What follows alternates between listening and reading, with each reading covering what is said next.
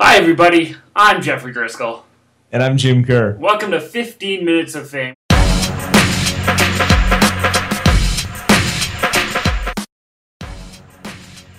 Well, Jim, this week we're waiting for Game 6 to get underway in the NHL playoffs.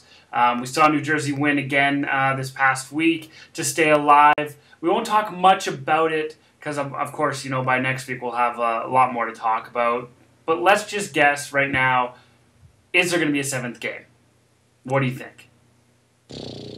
Well, you know, as soon as that doubt starts to creep in your mind, right. You're the LA Kings. Yep. It changes how you play. I'd like to see them win it in 6. Yes. But I think it will go to 7. I think it's going to go to 7 too. And in fact, I'm going to say it right here, right now. New Jersey's going to win.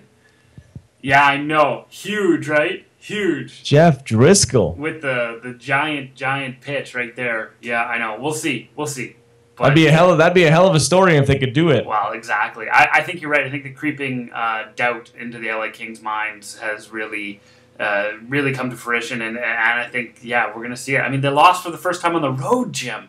Amazing. Yeah, that's big right there. Exactly. All right, some more NHL news. The Phoenix Coyotes this week look like they might actually have an owner soon, Jim. Soon, maybe, possibly, it might happen. Yeah, sure. It sounds like the same old stuff, have we right? said this before? Or?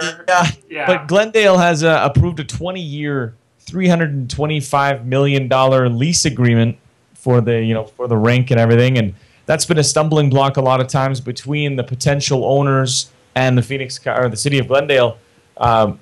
So it seems so sketchy. Yeah. And I'm sure this happens in business all the time, but it almost, it's sort of like, okay, this guy's going to buy the team, then we'll pay him to run the team in the building.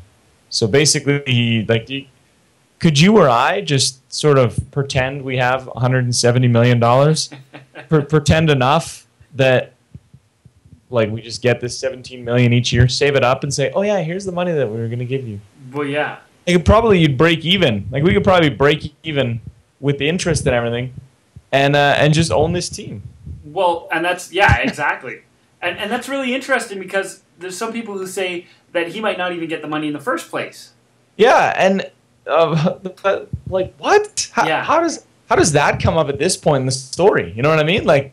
So former Sharks CEO Greg Jameson has been rounding up investors, and I guess at one time maybe had the money.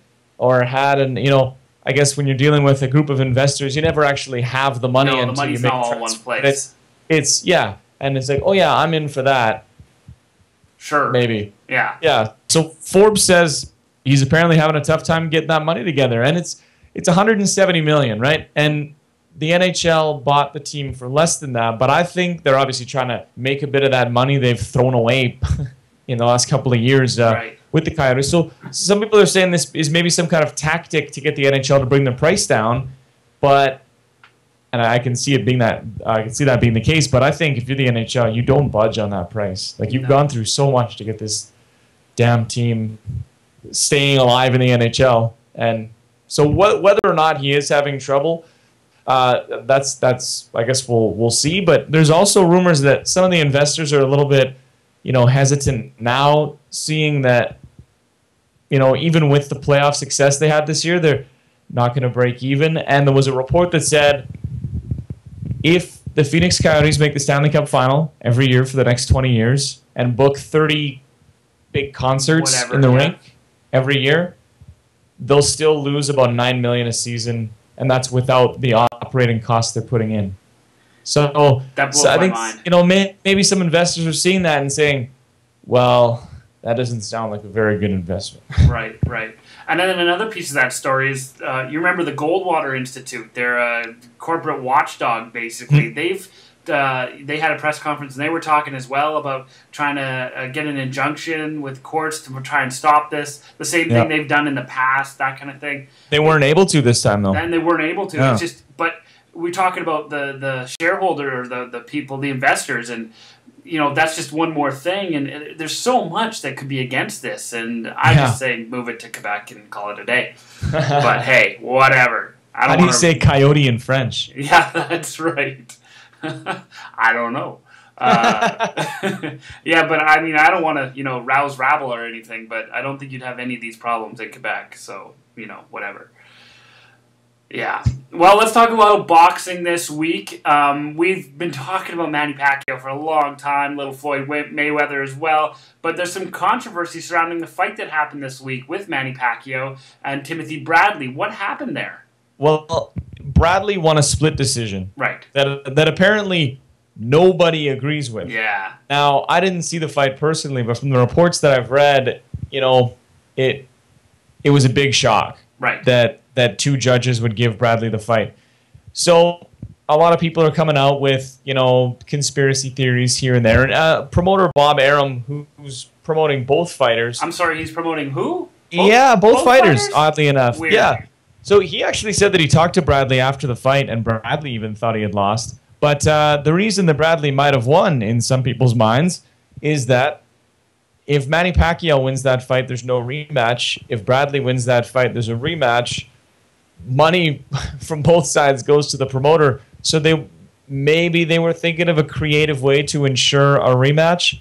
And, sadly, yeah, that's kind of not too much of a stretch for most people when you think boxing. But hopefully that's not the case. But there was a lot of tweets from everyone from Justin Timberlake to Oscar De La Hoya to basically the entire gamut of celebrity sporting people. They all think that it was a total fix, and it just you hope that's not the case. Well, and that's exactly it. I think the most poignant part about what you said there was, boxing's reputation has come to the point, Jim, where it's like this isn't too hard to this isn't too far from the truth necessarily. Yeah. I would have a hard time swallowing that from UFC, but from this, not necessarily. And that's too bad that it's come to that. And there was, other people saying stuff like, there was a bit of irregularity on the betting side. Oh yeah. As the fight drew near. So that also makes you wonder what the hell's going on, but yeah, one person tweeted that Manny Pacquiao, where he probably lost the fight, was his strategy to hit his opponent more times and harder than what was being thrown the other way. Right. And I can see why that strategy would wear you out. That would wear you out. That's not too smart on Pacquiao's side there. I agree. Well, Jim, we don't talk horse racing often, but it was a big week this weekend for horse racing with the third of the part of the Triple Crown taking place, the Belmont Stakes. But the massive story with that was the Canadian-owned horse. What's going on there? Yeah, I'll have another. Could have been the first Triple Crown winner since 1978. That's right. Took the Kentucky Derby and the Preakness.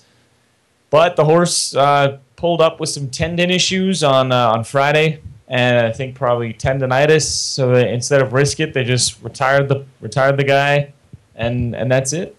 So it's interesting though, because it's one of those stories that brought a lot of people to horse racing and kind of, it's almost like boxing. There's any X number of boxing matches or whatever you want to call them that happen, in a month or in a year. You don't care about most of them. Right. So and so's fighting this other guy for some title. Oh, that's cool. But then there's big names, right? And there's big storylines that draw people in. Well, this was that for horse racing because A, it was a Canadian-owned horse, so that made people here feel good for whatever reason. Yeah. And B, it was a rare feat could have been accomplished. But that's too bad. But at least it had a bit of success. They bought the horse for, a lot of money in our terms, but not a lot of money, and the horse won them a lot of money. So, boom. Plus, it's got a wicked name. Yeah, really. I like that. Let's move on to the GABBYs now. These are the good and bad by you. We take the best and the worst of the world of sport and usually make a little bit of fun of it. But since we're talking horse racing, let's give a good this week to another great name, Union Rags, the winner of the Belmont Stakes. You realize, though, Jim, Union Rags isn't the jockey or the owners. It's actually the horse. Yeah. It came down to a photo finish in front of almost 86,000 people. You don't really get that many for most sporting events. Absolutely beautiful. It was great. Fantastic. Yeah. Can you believe 86,000 people? And countless other people watching on TV and illegal streams on the internet. Exactly. And Usually it's amazing that many people care about horse racing. Well, exactly, and it just goes to show you the promotion of something that really is big in any sport. People will come out and watch, which is great. Yeah, absolutely. How about a good to these strange amount of celebrities enjoying the Stanley Cup Final? Because there have been a lot of celebrities following it every game, even the ones that aren't in LA. A lot of strange stories come with that, though, like Charlie Sheen getting booted from the Staples Center because he went out and tried to get back in and they wouldn't let him in. He got into this big yelling match and swears, throwing him out like left and right.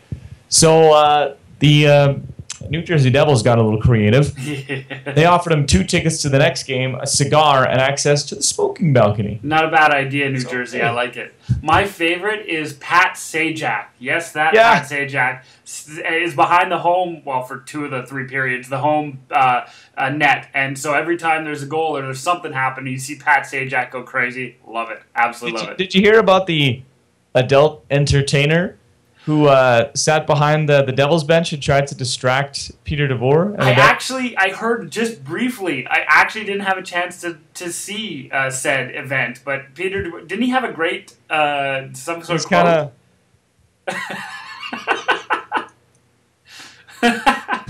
Good for him. And to not look at that must have been some supreme concentration. Like, good for him. Exactly. Well, let's give a good to Chad Ochocinco. He may have been cut by the New England Patriots this week, but he was also offered $69,000 by a porn site to change his name to the Spanish version of the number 69 for 1 day. Man, what a life. We don't get offers like that. I'd do it. You would. Like $69,000? Done. That's ridiculous. That's right. People with money are crazy. People with money are crazy. Let's give a bad to the situation that unfolded this week in the AHL final between the Norfolk Admirals and the Toronto Marlies. The Admirals scored a crazy overtime goal that shouldn't have counted in Game 3. They went on to sweep in Game 4. What happened was the guy went to dump it in. It hit a stanchion, and so the goalie goes out to play the puck behind the net. It never comes, and it rolls into the net. There was a player that was offside at the time. Like as the puck was shot in, he hadn't left the zone. So it should have been offside. Should have been offside. But it did count. It's not a reviewable thing. They can't go back after the fact and change it. They came out and said the goal shouldn't have counted, but what are you going to do?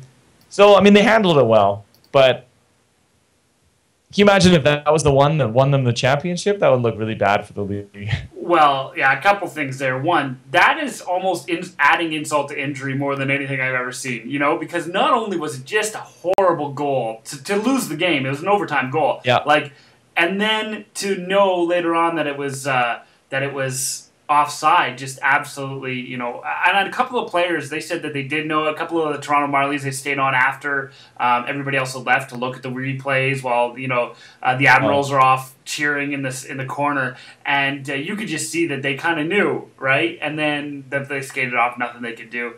And then, boy, did I see some Toronto fans just go absolutely insane on the message boards, just like, we should replay the game. I can't believe this. It's the same stuff you see all the time, right? But like times 10, which was so much fun to watch. Because nothing is better in this world, Jim, than Toronto fans going insane when they feel that they were wrong. And in this case, actually were. So, yeah, absolutely hilarious. Well, the Major League Baseball draft went recently, so let's give a bad to the San Diego Padres for taking a non-baseball player with the 1,215th, that's right, 1,215th overall pick. First of all, why so many picks? Come on now, folks. Why are there 40 rounds? Exactly. Secondly, Terrence Owens is a quarterback, no fielder. Yeah, maybe if there were less rounds, you could focus on drafting baseball players. That's right. I love it. How are they drafting guys that don't even play baseball? I don't know. Because when it gets to the 1215th pick, I think they should just probably say, you know what? I think we're done. We have enough. We got a whole bunch over here. we got guys. We got a whole team already. Yeah. Now we got all these extra guys. I think we're good. I think maybe they're just like, you know what? I remember Bo Jackson. Guy could play both sports. So let's just draft a really good athlete. I wonder how many guys that are picked in the thousands end up playing in the major leagues. Yeah, can't be that many. Can't be that many. Hopefully he didn't go, because I saw that there were cameras in a lot of the first round draft picks. Hopefully he didn't, like, dress up, have a tie on, like, I hope they picked me, and you never know. Yeah. Oh, man. Finally a bad, Jim, to the NBA. Oh, that's me. That is you. That's me. I'm gonna I got this one. Sleeping on the job. That's Look at okay. me. A bat to the NBA for selling Oklahoma City Thunder T-shirts on the official store that said "Beat the Heat." Seems fine. No problem. Except that the Heat weren't in the final yet. No. They are now. But this was before they beat the Boston Celtics in 7 games. So they were selling "Beat the Heat" shirts on the NBA website before the Heat were in the final. Conspiracy. Ridiculous. Conspiracy. Yeah. Just, it's probably nothing. It's but probably nothing. just, come on, man. Just hold off on that for a day. I love it. I absolutely love it. Did you watch the game at all? Did you watch the Miami-Boston game at all? I was watching the hockey game, man. Oh, man. I was at the pub watching both, and they it was a good game. Like, it was, watching both all at the same time, and then the Manny Pacquiao fight started. It was great. Wonderful day. Great day of sport. And the game was close. It was, it was as close as could be, 1 point, and then 81-80, and then all of a sudden it was like 10 points, and then it was nearly 20 points. Like, Boston just crumbled right at the end. Absolutely amazing. 7th game, they went all that. Just the look on Rondo's face was absolutely priceless. Oh, yeah. I hear he didn't shake hands after. Oh, man. Absolutely something worth watching. But anyways. OKC versus Miami. Who you got, buddy? Well, I've got Miami, and I know that's not the popular choice. And I was talking to some people last night on Saturday night, and they were saying just OKC's going to ruin them. But I don't know, man. I got Miami. This is it. I'm hoping for Oak City. Yeah, I think we talked about it. We talked about it before. That's right. I think they're a fun team to watch. So Absolutely. hopefully they can add to the misery of Miami Heat fans. You know it. Well, the punchline this week, folks, is yet another interesting baseball injury. Elvin Ramirez, a relief pitcher for the New York Mets, injured his hamstring while celebrating Johan Santana's no-hitter. Getting into the pile, jumping onto the boys and all that, pulled his hamstring, disabled list. Seriously, man. It absolutely drives not even me nuts. Not even like they were out celebrating that night and like a bottle of champagne fell on his leg or something. He just woo. Oh. I had like Jason Arnott getting a concussion in a goal celebration a few years back. That's exactly it. Jim, in a couple months from now, when it's the middle of the season, the Oilers are yet again down 100, 150 man games to injury. I'm not going to make fun of them nearly as much as I have in the past, because really, baseball is the worst there is. Like, it's terrible. It's absolutely terrible. So, yeah.